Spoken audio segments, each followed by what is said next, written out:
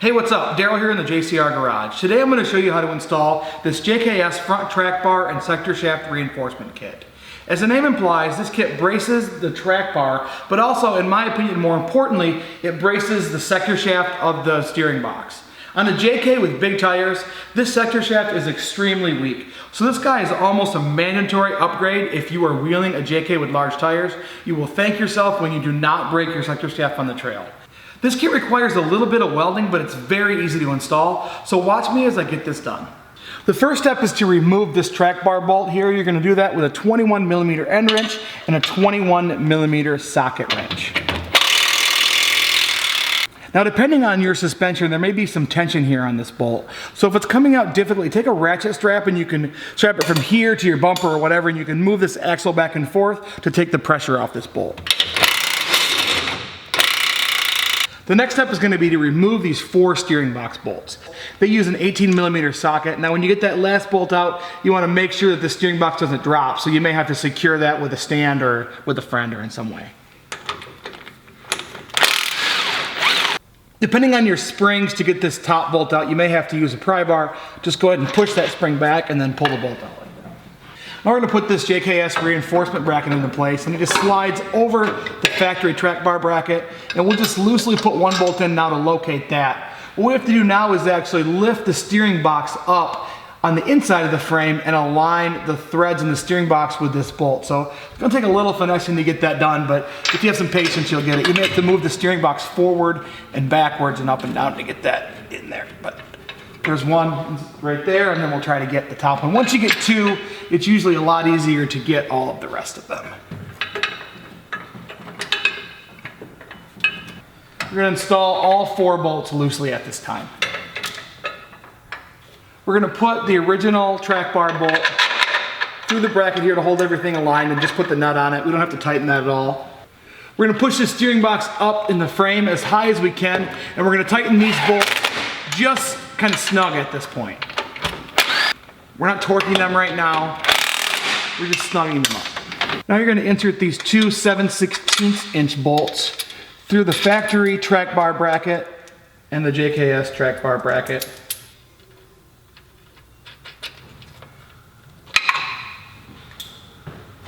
We're going to tighten these guys, and then we're going to torque them to 50 foot-pounds.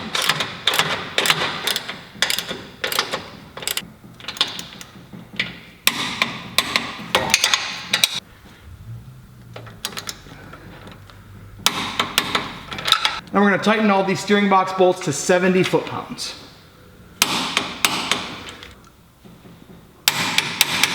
The next step is going to be to remove this factory sector shaft nut with a 1 5/16 socket. We're going to replace it with this JKS sector bearing nut and this split lock washer. Then we're going to torque this to 185 foot-pounds.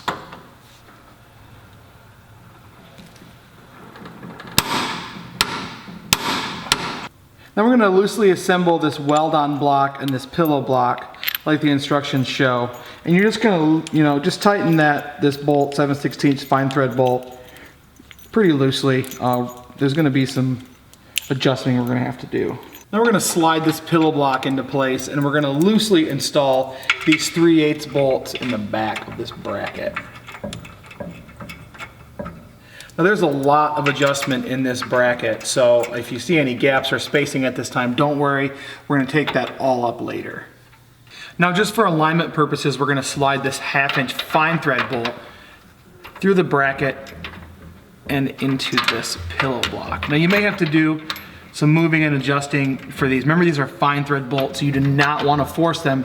You want to make sure that they thread in by hand, because it's pretty easy to screw up the threads on fine thread hardware. Now we're going to want to make sure that this pillow block is level from side to side and also flush against the back of this bracket. And once we get that pretty close, we're going to snug down these 3/8" bolts. And if at this time you notice that this gap back here is still too big, what you may want to do is loosen the steering box bolts and allow that steering box to slide back a little bit in the factory holes. You can see here, we have maybe an 1/8 inch gap or so. I don't really want to tighten this down that tight. So what I'm going to do is I'm going to loosen these steering box bolts and let that steering box kind of slide forward, and we'll see if that takes care of it. So I loosened up those 4 steering box bolts that are on the side. I just let those loose because what that lets me do is suck this pillow block down without putting a bunch of preload on this bearing right here. If you just suck this down with this tight, what you're gonna do is you're gonna preload this lower steering box bearing, and that's gonna make it wear out. So just go ahead and loosen those and tighten this guy down, and then go ahead and tighten those 4 steering box bolts down and torque them to 70 foot-pounds, and everything should be aligned just great. Now our next step is to scribe this little steel block. Scribe on the frame where it hits the frame. What we're gonna do is we're gonna pull this apart, clean the paint off where we scribed, and then we're gonna weld this guy front and rear. Now the instructions tell you to remove this pillow block, clean off where you scribed, tack this little steel part on your scribe, bolt it back together to check, and then take it apart and fully weld it. Now that's fine, but I think what I would have done to save myself some time is sand this portion of the factory track bar bracket before we assemble this at all. And then right now what I could do is tack weld this block right here, because I know the alignment is perfect, pull it apart, and then fully weld the block and bolt it back together. But I'm gonna do it the way the instructions show so that you can see it that way as well.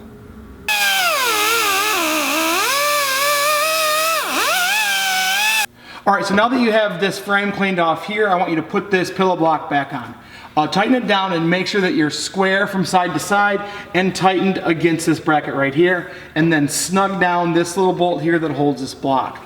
Now I only want you to tack weld at this point. I don't want you to put a bunch of heat into this because it'll go right through this aluminum and it'll ruin that bearing.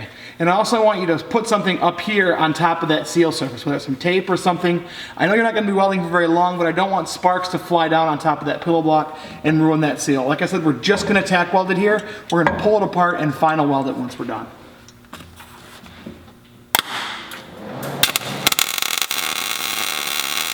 We just want to tack to hold that block in position. Now we're going to weld this guy down the front and back sides and put a very small bead on the bottom on each side of this threads. I don't want to weld across these threads just because it'll probably screw them up, then I'll have to chase them, and it's really not that important that we have so much weld on this guy.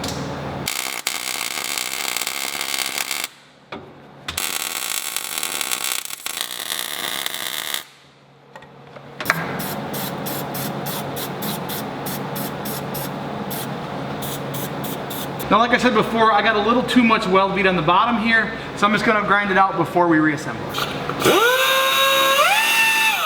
Now you're gonna reinstall this pillow block. Remember to put some anti-seize on these bolts because you're putting steel bolts into aluminum, and the order of operations of this bolt assembly might be a little different than when you pulled it apart because now this block is immovable. Usually what I find is you have to get these rear bolts in and almost snug before you can get the 7/16 bolt into the block that you welded on there. So, you know, it might take a second for you to figure out the best way, but it came out, so it's gonna go in, so. See? Perfect. And then we're just gonna snug up this bolt pretty loosely, and then loosely snug the back bolts up.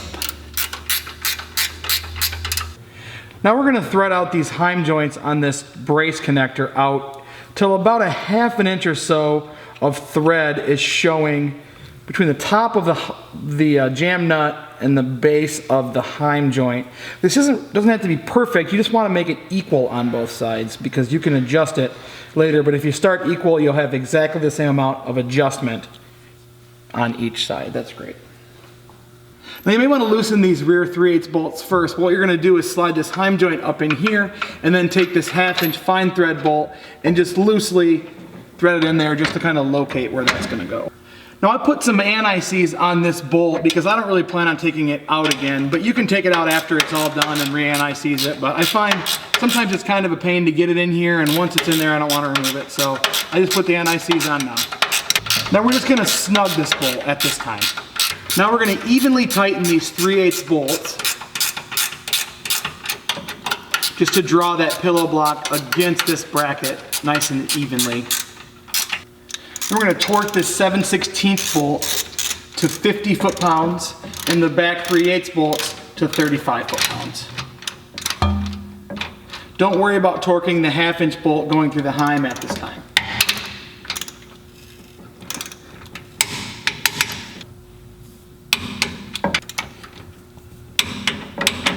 Now we're going to loosely install this bracket on this other heim using the 1/2-inch hardware supplied, and we're just going to snug this hardware. We're not really worried about it being tight at this time. Now we're going to spin this rod here to adjust the length of this so we can slide it up against the frame rail here. And the instructions say we're going to mount it perpendicular to the opposite frame rail, but if you have any other engine applications like a Hemi, you're going to want to make sure that this bar doesn't hit harmonic balancers, oil filters, any of that stuff. You can really place it anywhere on this frame rail. Just put it where it's best for your application. So I'm going to place it right here, and I'm going to spin that rod just until it's kind of snug. Then I'm going to take my scribe here and I'm going to scribe where I'm going to grind. I'm going to pull this bracket out of the way and clean up this frame rail on each side of my scribe. Then since this bracket is coated, I'm going to clean some of the coating off each side. Then I'm going to reassemble this bracket and place it back into position, turning this rod to tighten it against the frame rail where I want it to be. So I'm going to tack weld this bracket. Then before I fully weld it, I'm going to turn it to make it loose, pull the bolt out, and then drop this heim out of the way. Now I can totally weld this bracket.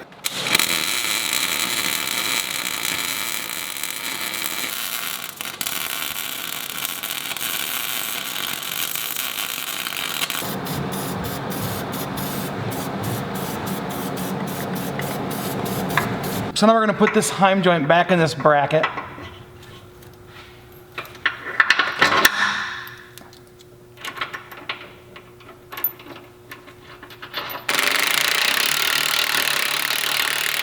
Then you're going to want to torque this to 60 foot-pounds. Go ahead and tighten up this bolt over here, and then torque it to 35 foot-pounds.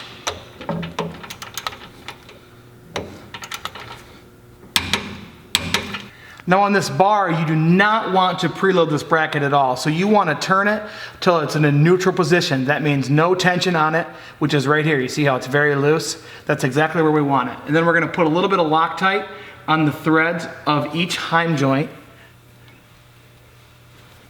And we're going to tighten these jam nuts down using a 15/16 end wrench. And when you tighten these jam nuts down, you want to hold on to this bar so it doesn't spin the bar. You just want to tighten the jam nut. There is a little wrench flat on here for what looks like a 7/8 wrench if you need that. But we should just be able to hold it here. The same thing on this side. Now we're going to reinstall this track bar, and a trick to get it aligned is to lower it so the wheels are on the ground and have a friend turn the steering wheel from left to right. And that's actually going to move the axle from left to right until this hole is aligned. Now if you're stuck by yourself and you want to do this, just grab a ratchet strap and tie one end to the axle and one end to your bumper or your frame, and you can pull the frame over exactly where you need it so you can get this bolt installed. I'm going to go a little bit more. Perfect. So a quick note on clearances. Right here between the track bar and this pillow block, this can get kind of tight depending on your setup. If you're running a stock or a JKS track bar in the standard hole on the axle and you're running your drag link under the knuckle, you shouldn't really have any problems with clearances at all. But just to be sure, flex that passenger side wheel all the way up against the bump stop and check this clearance right here.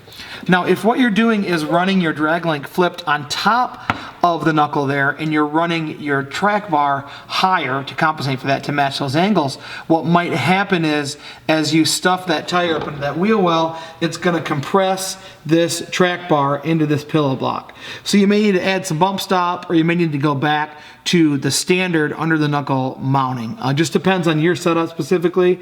So make sure that you test this after you install it to make sure you don't have any clearance issues, but you should be just fine. Once you get this Jeep on the ground, go ahead and torque this track bar bolt to 125 foot-pounds. Make sure you do this on the ground, because if you do it in the air, it's going to twist this bushing as the suspension cycles. I'm going to go ahead and try to get this guy torqued to 125 foot-pounds now. Well, maybe. Hit myself in the face here. One more time. Well, actually I'm gonna go get my friend Corey to torque this bolt to 125 foot-pounds, because he drinks muscle milk and eats bratwurst for breakfast. So, make sure that you torque that guy to 125 foot-pounds, and then, go beat on this thing. It's ready for it. Thanks for watching. I'll talk to you later.